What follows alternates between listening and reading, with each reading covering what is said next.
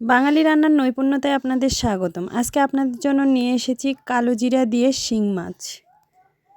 ভিডিওটা না টেনে দেখার অনুরোধ রইল, আশা করছি ভালো লাগবে। ভিডিওটি অবশ্যই লাইক দিয়ে দেখা শুরু করবেন। আর আমার চ্যানেলে নতুন নতুন ভিডিও পেতে চ্যানেলটি সাবস্ক্রাইব করে বেল আইকন বাটনে চাপ দিয়ে রাখবেন, তাহলে সবার আগে ভিডিও আপনার কাছে পৌঁছে যায়। শিং মাছ দিয়ে এই কালো জিরার ঝোলটা আমার মার কাছ থেকে শেখা। চলুন তাহলে দেখা যাক। প্রথমে শিলপাটায় মশলাগুলো আমি বেটে নিব। এর জন্য নিয়ে নিব 1 চামচ কালো জিরা, 1 চামচ সরিষা, হাফ চামচ পোস্ত।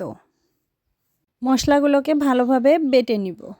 সর্দি কাশিতে নাকি কালো জিরা অনেক উপকারী, এই জন্য ভাবলাম নিজের সর্দি কাশি হয়েছে তো, তাই ভাবলাম তাহলে আজকে একটু মার সেই কালো জিরার রেসিপিটাই করা যাক। প্রথমে মাছগুলোকে আমি ভেজে নিব, এই জন্য কড়াই গরম হয়ে আসলেই এর মধ্যে দিয়ে দিলাম সরিষার তেল, আর সরিষার তেলের মধ্যে দিলাম একটু হলুদ, যাতে মাছগুলো কড়াইয়ে না আটকায়। আমি আগেই মাছগুলো ধুয়ে হলুদ লবণ মেখে রেখেছি।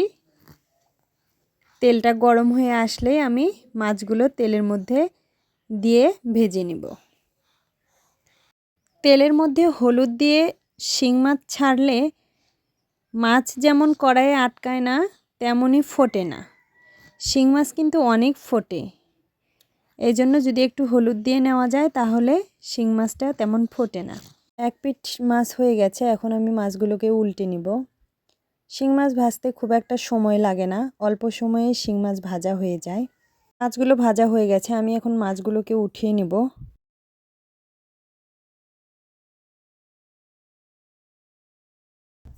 আর এই তেলের মধ্যে দিয়ে দিব ফোড়ন, সামান্য কয়টা গোটা জিরা দিয়ে দিব।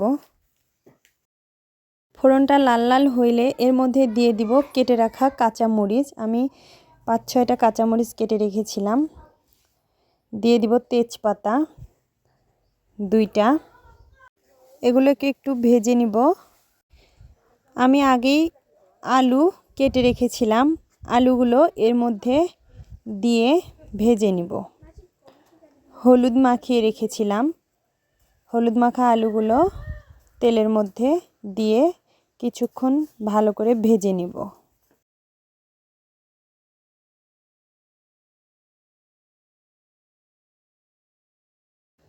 আলুগুলো হালকা ভাজা হয়ে গেলে এর মধ্যে দিয়ে দিব 2 চামচ পেঁয়াজ বাটা, দিয়ে পেঁয়াজ সহ আলুগুলোকে আবার একটু ভেজে নিব।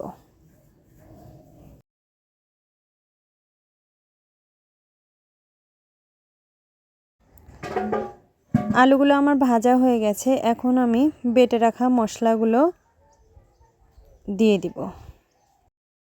দিয়ে দিব স্বাদ মতো লবণ, পরিমাণ মতো হলুদ দিয়ে মশলাটাকে আলুর সাথে কিছুক্ষণ ভালোভাবে কষিয়ে নিব, যতক্ষণ মশলার কাঁচা গন্ধ দূর না হয়েছে।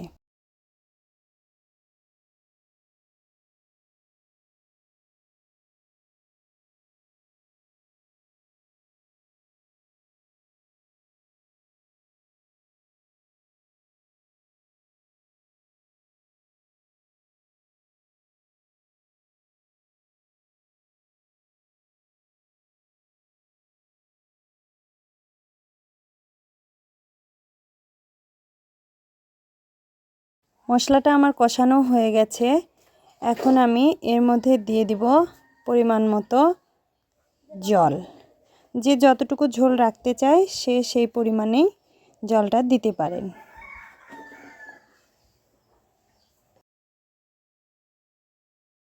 এতে ঝোল দিয়েই ঝোলের সাথে মাছগুলো দিয়ে দিতে হবে, ঝোলের সাথে মাছগুলো একসাথে ফুটবে।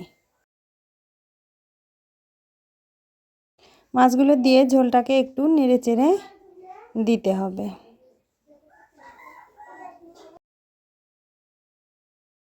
ঝোলটা খেতে যেমন মজা লাগে, উপকারও কিন্তু অনেক।